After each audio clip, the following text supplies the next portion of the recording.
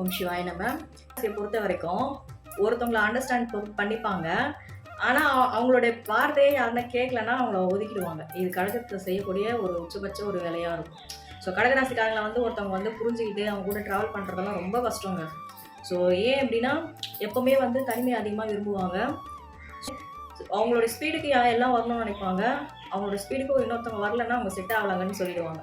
So இதெல்லாம் கடகம் வந்து அதிகமா ஃபேஸ் பண்ணும். யாராவது ஒரு கடகத்த வந்து ஏதாவது ஒண்ணு பேசிட்டாங்க அப்படின்னும்பொழுது, யார் எவன்னு பார்க்காம சட்டுன்னு தன்னோட ஆதங்கத்த வெளிப்படுத்திரும்.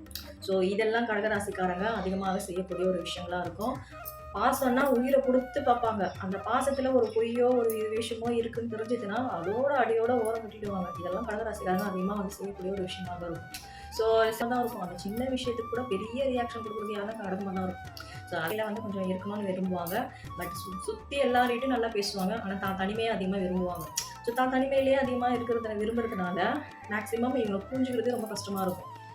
ஸோ கடகராசி பொறுத்த வரைக்கும் கோவம் வராது. வந்ததுன்னா தாங்காது அப்படின்னு தான் சொல்லணும்.